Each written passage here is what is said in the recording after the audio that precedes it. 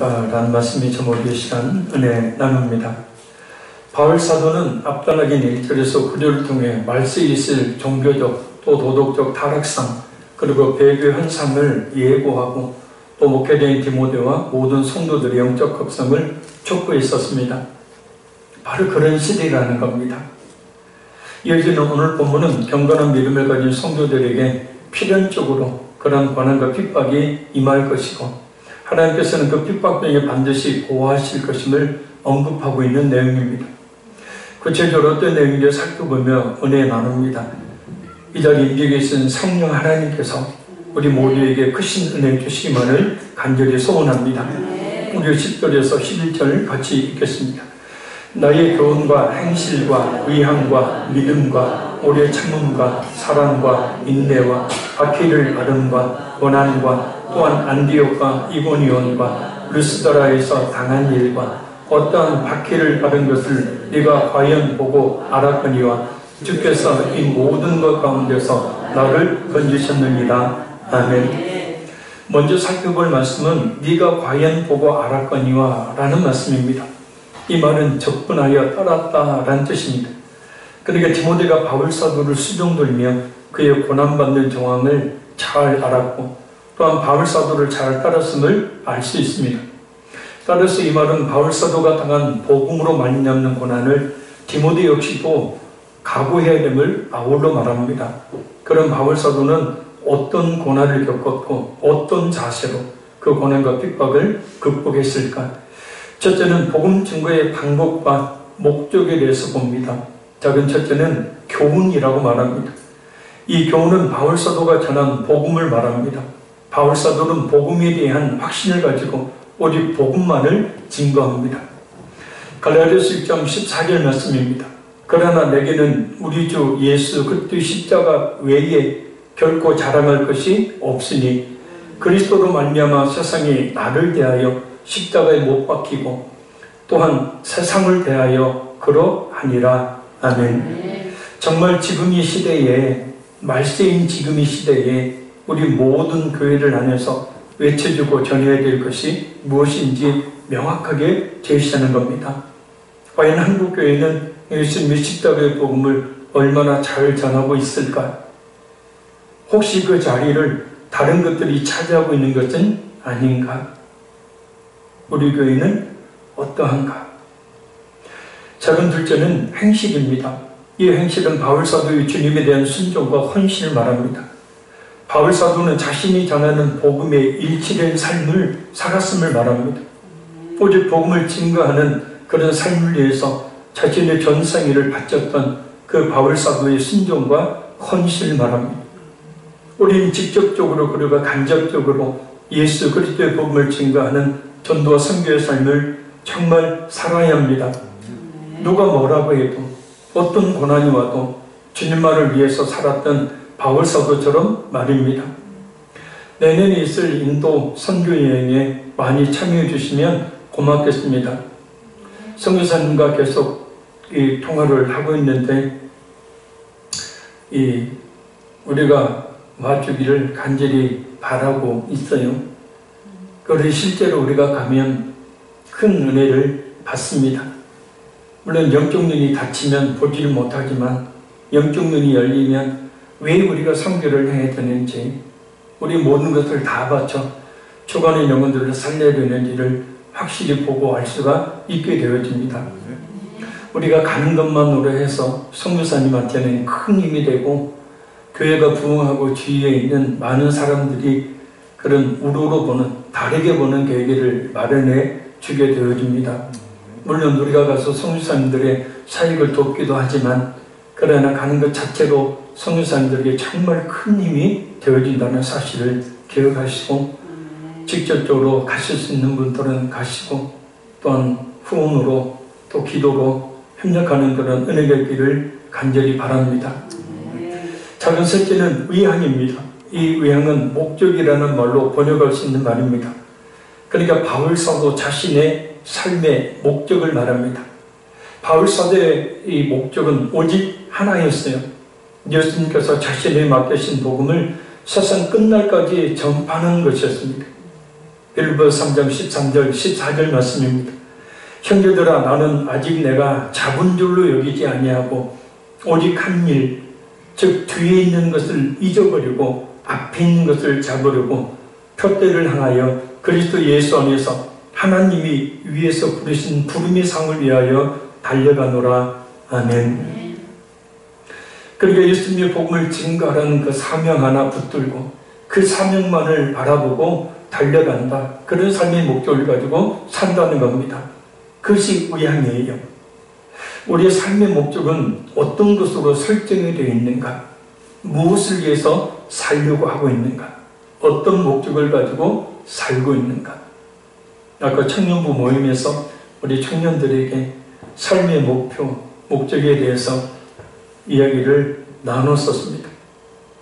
한 번 사는 인생, 한 번 사는 인생, 한 번밖에 못 사는 인생, 우리 주님께서 기뻐하시는 삶, 전도와 선교하는 일을 위해 주님의 몸된 교회를 세우는 일을 위해 참 모든 것을 쏟아 부을 수 있는 그런 삶을 살아야 될 줄로 믿습니다. 우리가 어떻게 살았는지는 우리 예수님이 무엇보다 다 알고 계시죠. 그에 따르는 하나님의 은혜와 축복이 반드시 있게 되어집니다. 큰 첫째는 복음 증거의 자세입니다. 작은 첫째는 믿음으로 했다 그랬습니다. 이 믿음은 예수님의 복음의 진리를 굳게 믿고 하나님께 전적으로 순종하고 의지하는 것을 말합니다. 그러니까 바울 사도가 예수님의 복음의 진리를 확고히 믿고 있었을 뿐만 아니라 그 복음을 증거함에 있어서도 성령 하나님의 인도하심에 따라 그 성령 하나님께서 인도하심에 따라 순종하고 철저하게 성령 하나님을 의지했다는 것을 말합니다. 우리가 정말 예수님 진실하게 믿는다면 그 복음을 증거하려는 그 말씀에 순종해야 되는 당위성을 가지고 있음을 이야기합니다.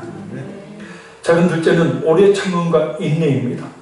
이 오래 참음은 하나님께서 죄인들에 대하여 오래 참으셨듯이 사람들의 이런저런 행위에 대해서 오래 참는 것을 말합니다. 복음을 증거함에 있어 사람들로 말미암아 겪는 모든 행위에 대해 참았음을 말합니다. 왜냐하면 참지 않는다면 바울 사도가 증거하는 복음에 부정적 영향을 미치기 때문입니다. 우리가 예수님을 믿는 사람답게 살기 위해서 온갖 주위 사람들의 이런저런 소리에 대해서 참아야 되는 이유이죠. 오전에 그 사모님 이야기를 했죠. 우리 노예에도 이 작은 교회 사모님들이 많습니다. 근데 그 사모님들이 온전한 사모님들이 없어요. 더더욱 작은 교회는 더더욱 더 힘들고 어렵죠. 목사님들도 마찬가지입니다. 그 학력이면 세상에 가면 나름대로 그냥 걱정되심 없이 살 수 있을 텐데 이 목회하느라 많이 몸도 상하고 마음도 상합니다. 물론 하나님 주신 은혜가 있죠. 특별히 목사님은 이렇게 설교라도 하면서 뭔가를 푸는데 정말 사모님들은 말 한마디 못하고 어떤 목사님 그러잖아요. 사모님 오랜만에 기분 내서 옷 하나 걸어만 옷이지만 사서 입고 갔더니 사모가 사치를 한다고 이야기하고 그래서 그 소리 또 들으니 또 마음이 그래서 후질거란 옷 입고 갔더니 이제는 또 후질거란 옷 입고 왔다고 뭐라고. 사모님 중에 단명하신 분들이 참 많아요. 고생을 많이 하시니까. 지금 우리 교회 사모님 이야기하는 게 아니고요. 그러니까 별소리를 다 하는 상황 속에서도 참을 수밖에 없는, 말 한마디 할 수밖에 없는, 그래서 그것이 속병이 되고 몸이 아프는 그런 분들이 많아요. 오래 참아야 됩니다. 그래서 좀 위에서 많이 기도해 주시고 따뜻한 말 한마디 힘을 주는 그런 말이 필요합니다. 그리고 인내는 어떠한 어려운 처지에서도 굴하지 않고 견뎌 나가는 것을 말합니다. 바울 사도는 복음을 증거함에 있어 배고픔, 추위, 더위, 죽음의 위협, 핍박 등 수없이 많은 고난을 겪어야 했지만 그 모든 어려운 처지를 이겨냈습니다. 그래서 바울 사도가 한 말이 그 유명한 빌립보서 4장 11절에서 13절 말씀입니다. 내가 궁핍함으로 말하는 것이 아니니라. 어떤 형편이든지 나는 자족하기를 배웠노라. 나는 비천에 처할 줄도 알고 풍부에 처할 줄도 알아.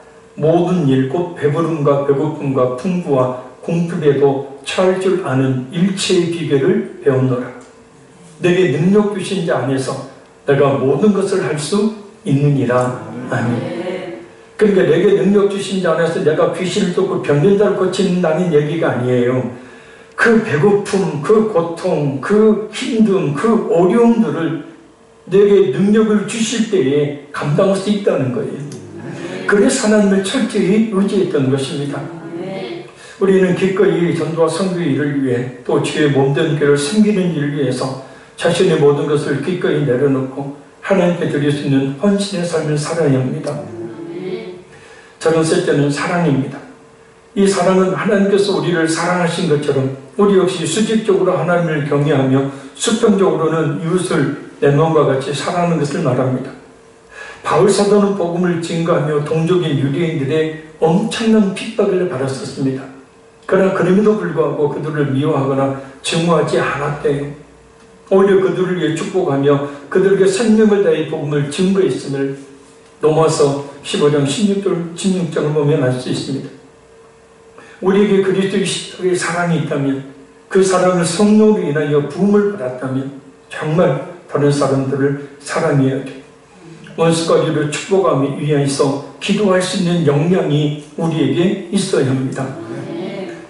반대로 원수와 같은 사람이 있다면 그것은 예수님의 사랑이 우리에게 있음을 나타낼 수 있는 계기를 하나님이 마련해 주신 것이고 또 예수님의 사랑이 우리 안에 있음을 스스로 확증할 수 있는 계기가 되기 때문이에요. 할렐루야. 셋째, 복음을 증거하다 받은 고난입니다. 박해를 받음과 고난이라고 말하고 있는데 지금까지 이야기했던 설명입니다. 그런데 특히 바울 사도가 언급하고 있는 것이 있어요. 바로 안디옥과 이고니온과 루스드라에서 당한 일입니다. 이 장소들은 바울 사도가 1차 전도 여행 때인 AD 47년에서 48년, 49년에 고난을 당한 곳들을 말합니다. 안디옥에서 당한 고난, 이 안디옥은 시리아의 안디옥이 아닌 비시디아의 안디옥을 말합니다. 사도행전 13장 50절에서 51절을 보면 바울 사도가 복음을 전파하다가 유대인들에게 쫓겨났던 것이에요. 이고니온은 사도행전 14장 2절에서 6절을 보면 유대인들이 이방인들을 선동해서 바울 사도에 대해 악한 감정을 품게 만들어 돌로 치려 하자 바울 사도가 도망쳤던 것입니다. 루스드라에서 당한 고난, 이 루스드라는 바울 사도와 바나바가 나면서부터 안진병에 대한 거지를 고쳐주자 그곳 사람들이 바울과 바나바를 신으로 섬기게 했던 것입니다. 그러나 사도행전 14장 8절에 19절을 보면 이후에 안디옥과 이고니온에서 온 유대인들의 꼬미에 빠져 꼬미에 빠진 루스드라인들은 바울 사도를 돌로 친 후에 죽은 자라고 성 밖에 내다 버립니다. 그런데 중요한 것은 바울 사도가 이런 고난의 장소들을 디모데에게 알림으로 에베소 교회에서 거짓 교사들과 영적 싸움을 싸우고 있는 디모데를 위로하고 용기를 북돋아 주기 위해서라는 겁니다. 바울 사도 자신이 이런 고난을 겪었으니 자신을 보며 힘을 내라는 뜻이에요. 때로 우리가 환난을 겪는 성도들을 보며 위로를 받아야 되는 이유입니다. 그렇다고 나는 그런 고난을 당하지 않음에 대해 감사하는 말이 아닙니다. 그런 큰 고난을 겪음에도 불구하고 인내하며 하나님을 의지하는 그 모습을 보고 본받아야 한다는 뜻이에요. 고린도후서 1장 6절 말씀입니다. 우리가 환난 당하는 것도 너희가 위로와 구원을 받게 하려는 것이요 우리가 위로를 받는 것도 너희가 위로를 받게 하려는 것이니 이 위로가 너희 속에 역사하여 우리가 받는 것 같은 고난을 너희도 견디게 하느니라. 아멘. 그러니까 예수 그리스도 안에서 예수 믿는 성도가 받는 고난은요, 반드시 자기에게만 그치는 것이 아니라 그 고난 속에서 하나님을 의지함으로 말미암아 하나님 주신 그 위로를 받게 되고, 그래서 내가 받은 그 위로 하나님의 은혜를 다른 사람에게, 나와 같은 고난과 환난 가운데 있는 사람에게 전함으로 그 또한 하나님의 위로를 받게 하려는 하나님의 뜻이 있다는 거예요. 그러니까 내가 어떤 병에 걸려서 고침을 받았잖아요. 그러면 나와 똑같은 병을 가지고 있는 사람들에게 아니 고침을 받지 못했더라도 그 병을 통하여 그 병을 통해 하나님을 만남으로 말미암아서 그 사람들이 하나님이 어떤 분인지를 전함으로 참된 위로를 얻게 한다는 거예요. 바울 사도가 디모데에게 지금까지 겪은 수많은 고난과 핍박을 언급한 것은 디모데로 하여금 힘을 얻게 하기도 함이기도 하지만 무엇보다 그 모든 환난과 핍박 가운데서 하나님께서 구원해 주셨음을 밝히기 위해서입니다. 곧 하나님께서 어떤 고난 가운데서도 구원해 주시니 힘을 내라는 거예요. 그래서 주께서 이 모든 가운데서 나를 건지셨느니라 라고 고백하는 겁니다. 우리는 여기서 고린도전서 10장 13절 말씀을 떠올릴 수 있습니다. 사람이 감당을 시험받기는 너희가 당한 것이 없나니 오직 하나님은 미쁘사 너희가 감당하지 못할 시험당함을 허락지 아니하시고 시험당할 쯤에 또한 피할 길을 내사 너희로 능히 감당하게 하시느니라. 아멘. 예수를 믿으면요, 시험이나 환난이 없고 우리 축복과 평안만 있다고 생각하는 사람들이 있는데 이것은 정말 위험천만한 생각입니다. 마태복음 10장 17절에서 18절을 보면 성도들에게 시험과 환난이 있을 것을 말씀하고 있기 때문이고, 베드로전서 4장 12절 13절 말씀을 보면 오히려 시험과 환난이 있는 것이 당연한 것이라고 말씀합니다. 그러니 시험을 두려워할 필요가 없는 거죠. 그 시험과 환난의 날에 하나님께서는 반드시 도우시기 때문입니다. 그리고 그 시험과 환난이 있는 것은 그 이후에 더 큰 영광과 축복을 주시기 위해서이기 때문입니다. 그러면 하나님께서는 왜 성도들에게 여러 환난을 주시는 것인가? 첫째, 인간의 잠든 감각을 깨우시기 위해서예요. 금강석은 길거리에서 쉽게 발견되지 않고 깊은 광맥을 찾아 들어가야 얻을 수 있다고 합니다. 인생의 보화도 깊은 곳에 있는데 그 깊은 곳이 바로 고난이라고 합니다. 영국의 저술가인 C.S. 루이스 목사님은 이렇게 말합니다. 평안할 때 인간은 하나님께서 양심을 통해 속삭이시는 소리를 잘 듣지 못한다. 그래서 하나님께서는 고난을 보내시는 것이다. 고난은 인간의 잠든 감각을 깨우시는 하나님의 큰 소리이다. 할렐루야. 그러니까 평상시에는 아무리 이야기해도 깨닫지를 못한다는 거예요. 그래서 하나님께서는 그 잠든 감각을 깨우시기 위해서 큰 하나님의 소리와 같은 고난을 주신다는 거예요. 그래서 고난당하는 성도가 영적으로 깨어나 하나님을 찾게 되는 것입니다. 잠자는 영혼을 깨우시려고 고난을 주신다는 거예요. 그러니 고난 중에 깨어나야 되는 거죠.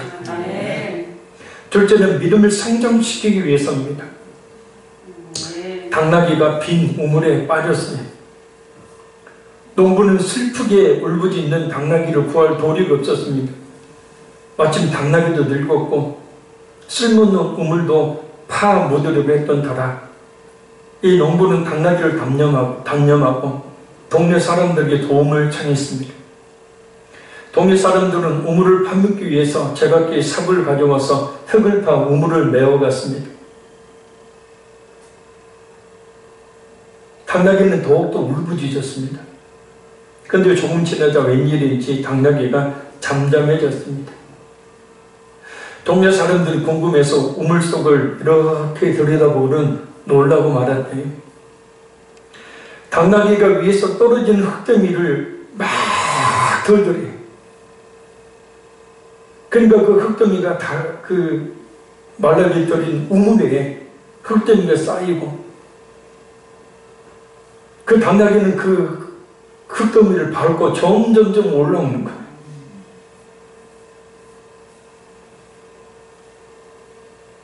그리고 흙더미를 타고 점점 높이 올라와 당나귀는 자기를 묻으려는 흙을 이용해서 오히려 그 우물에서 빠져나올 수 있었다는 얘기입니다. 고난을 온몸으로 맞아버리면 지쳐서 쓰러지지만 그 당나귀처럼 고난의 흙더미를 내릴 때마다 털어버리면 그것이 오히려 자기가 밟고 살게 되는 계기가 되는 것. 때로는 부정적 환경이라는 고난의 흙더미가 우리를 덮어온다 할지라도 우리가 그것을 말씀으로 털어버릴 때 오히려 우리 자신이 더욱더 성장하게 되는, 우리 자신을 높아지게 만드는 기름돌이 될 수 있다는 그런 교훈입니다. 셋째, 하나님의 자녀는 증거이기 때문입니다. 미국에 인기 있는 설교자인 비처 목사님이 이런 말을 했습니다. 고난은 하나님의 심부름입니다. 어려움이 우리에게 찾아왔을 때 우리는 그것을 하나님께로부터 온 선물로 하나님의 신님의 증거라고 간주해야 된다. 그러니까 우리가 확실한 하나님의 자녀라는 증거로 하나님의 고난을 선물로 주신다는 거예요. 왜? 그걸 통하여서만 결국은 참된 믿음을 얻을 수 있기 때문입니다. 넷째는 하나님의 큰 그릇으로 만들기 위해서예요. 이런 말이 있습니다. 큰 배는 깊은 물이 있어야 한다. 또 이런 말이 있습니다. 큰 나무는 많은 바람을 맞는다. 유명한 도스토옙스키는 이런 말을 했습니다. 괴로움을 피하지 말라. 괴로움은 인생의 본질 중에 하나다.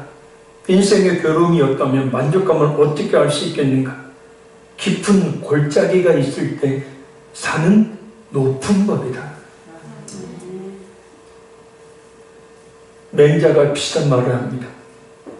하늘이 어떤 사람에게 큰 임무를 맡기려고 할 때 반드시 먼저 그 신지를 괴롭히고 그 근골을 고생시키고 그 몸을 굶주리게 하고 그 육체를 궁핍해 하고 그의 하는 일을 다 어지럽게끔 한다.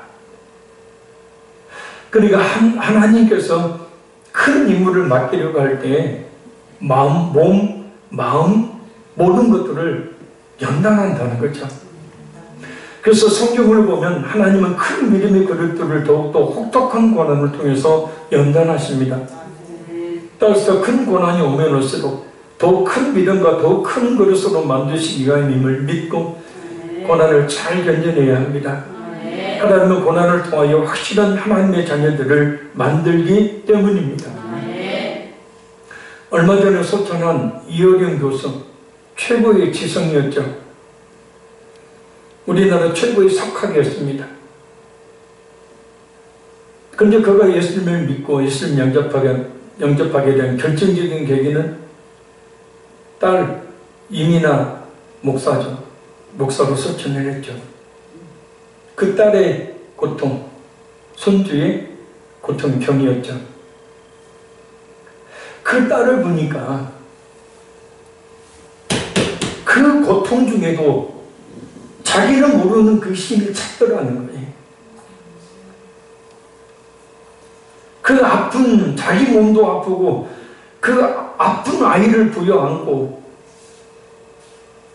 도대체 신이 있는지 없는지 모르겠는데 아무튼 하나님을 찾더라는 거예요.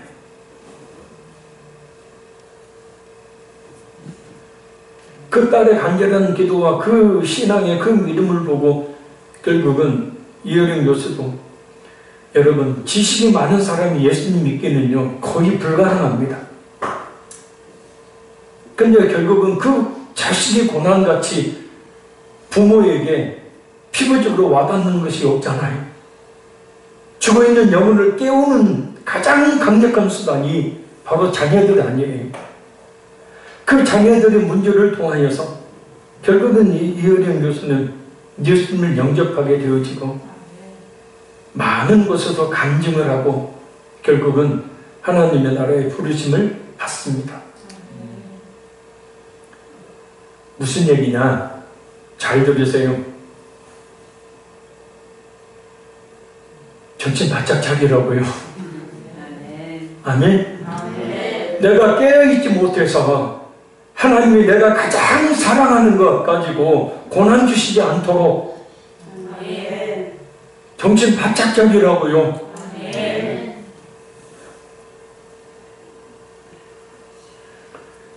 다섯째는 천국을 사모하는 마음을 갖도록 하기 위해 고난 주신대요. 칼빈이 이런 말을 했습니다.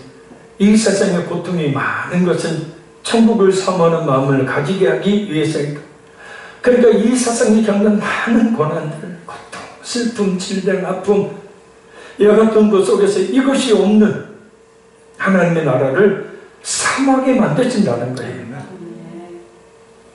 고타마 시타레타 석가모니도 결국 생로병사의 비밀을 알기 위해서 그렇게 유리방황하다가 보리수 밑에서 금식하다 죽었지 않습니까? 그 문제를 어떻게 해결할 것이냐.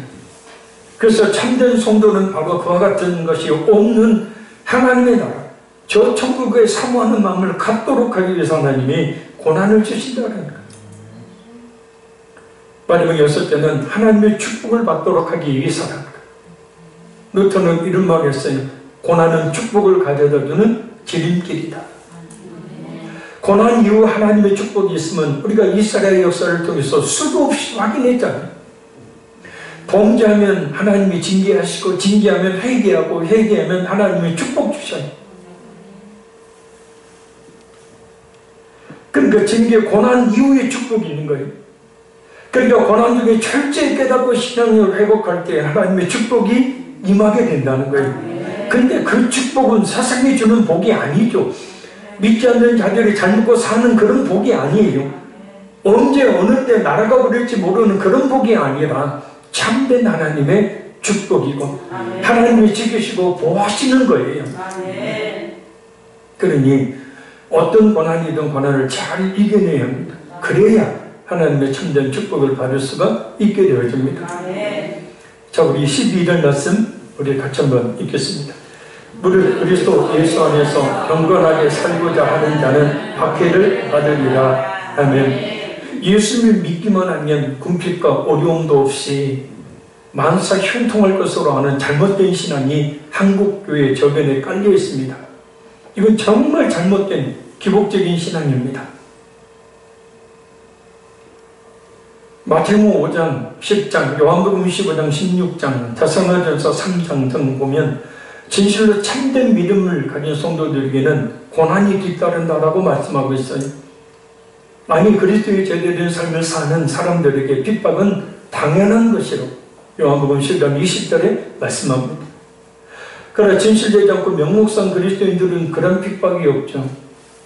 왜냐하면 고린도서 10장 10절 말씀처럼 세상에 속한 사람들이기 때문에 그리스도인의 고난과 핍박은 하나님의 은혜입니다. 은혜가 아닌 것처럼 얼굴을 하고 있지만 결국에는 하나님의 크고 놀라운 은혜가 된다는 거예요. 할렐루야. 카프논 부인의 조서인 광야의 삶이라는 책에 누에보치 이야기라는 이야기가 나온다고 합니다. 잘 들어보십시오. 한 꼬마가 누에보치를 관찰하고 있었다.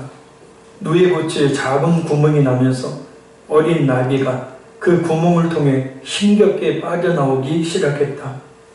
하지만 움직이고 쉬기를 여러 번 반복해도 전혀 밖으로 나올 기미가 보이지 않았다. 나비는 몇 시간 동안 힘겹게 버둥거리나 온 힘을 다 써버린 것 같았다. 그 모습을 보던 꼬마는 나비가 너무 안쓰러웠다. 그래서 나비를 도와주기 위해 가위를 가져와 누에보치를 잘라주었다. 이렇게 해주면 나비가 고치에서 훨씬 더 쉽게 나올 수 있을 거야. 꼬마는 나비가 날개를 활짝 펴고 아름답게 날아오르는 순간을 기대했다. 하지만 그런 순간은 영원히 오지 않았다.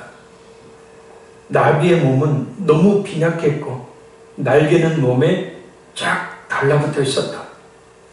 나비는 쪼글쪼글한 날개를 끌고 기어다니기만 할 뿐 날 수가 없게 되었다. 마음 약한 꼬마는 미처 알지 못했다. 누에 고치를 힘겹게 뚫고 나오는 과정을 겪어야만 비로소 나비가 될 수 있다는 사실을, 나비는 몸통과 날개를 둘러싸고 있는 끈끈한 체액을 스스로 떨치고 나와야만 비로소 헐헐 날아다닐 수 있다는 것을,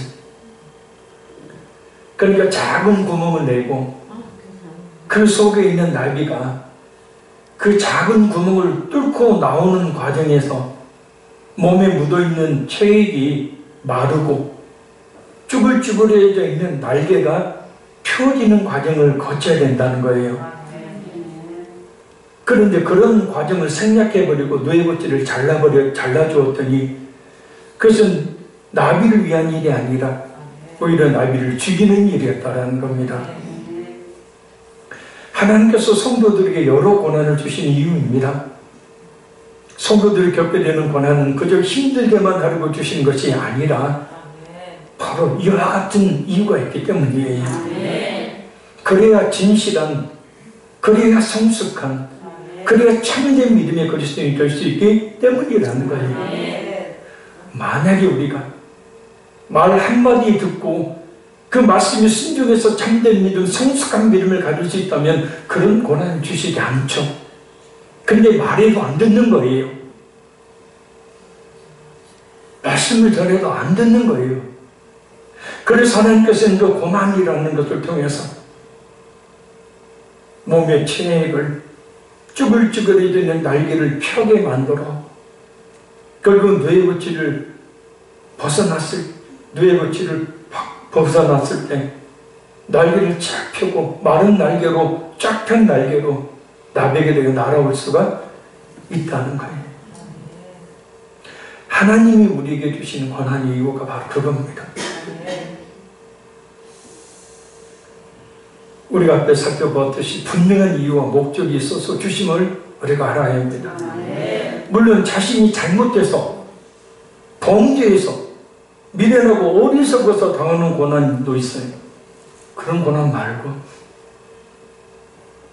자, 우리 마지막 13절 읽겠습니다.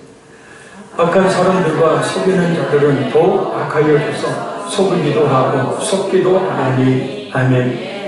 이 악한 사람들과 속이는 자들은 도덕적으로 악한 행동을 할 뿐만 아니라 거짓 선지자들과 이들의 미혹에 빠진 사람들을 말합니다.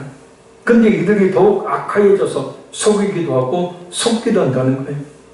그런데 이들이 피차 서로 속이고 속는 상황이 생긴다는 거예요. 더욱 강팍해지고 더욱더 완악해지는 거예요.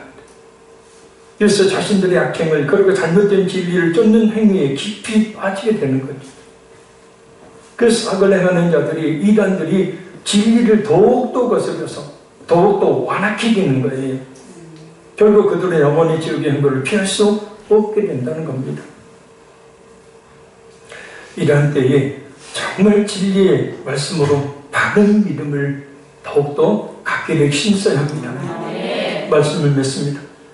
우리가 받는 고난은 우리의 잠든 감각을 깨우기 위해서, 우리 믿음을 성장시키기 위해서, 하나님의 자녀라는 증거를 갖도록 하기 위해서, 하나님의 큰 그릇으로 만드시기 위해서, 저 천국을 사모하도록 하기 위해서, 하나님의 큰 복을 받도록 하기 위해서 우리에게 주신대요. 특히 우리가 예수님을 믿기 때문에 받는 고난, 주님의 몸된 교회를 섬김에 겪게 되는 고난, 예수님의 복음을 증거하는 전도와 선교의 삶을 살게 겪는 고난은 우리 예수님의 놀랍고 큰 칭찬과 영광과 축복이 약속되어 있는 고난이니 기꺼이 잘 감당할 수 있는 그런 은혜가 있기를 바랍니다. 바바소 폴일은 이런 말을 했습니다. 은총이 많으면 많을수록 핍박도 심화된다. 그 이유는 열매가 맛이 있고 가치가 있으면 있을수록 나무에 돌을 던지는 일도 심해지는 법이기 때문이다. 그래서 어떠한 고난이든 믿음과 사랑과 인내와 오래 참음으로 잘 이겨내야 하고, 분명 하늘의 상이 글 것이니 말입니다. 단 자신의 어리석음과 잘못 그리고 범죄로 인하여 겪는 고난은 마땅히 받아야 하는 징계이니 이에 포함시키지 말아야 합니다. 진실한 믿음을 가지고 하나님의 뜻대로 사는 성도에게는 분명히 어려움이 있죠. 불이 어떤 어려움이든 잘 견뎌내야 합니다. 그리고 그 어려움을 견뎌 이기도록 하는 방법은 성경의 말씀과 불이 있는 기도밖에 없다고 했어요. 그러니 늘 말씀을 잘 듣고 순종하면 불을 지져 기도하기를 쉬지 않는 우리 모두가 되기를 간절히 바랍니다. 우리의 찬양을 들으신 후에 우리의 간절히 기도를 드릴 때문에 기도합니다.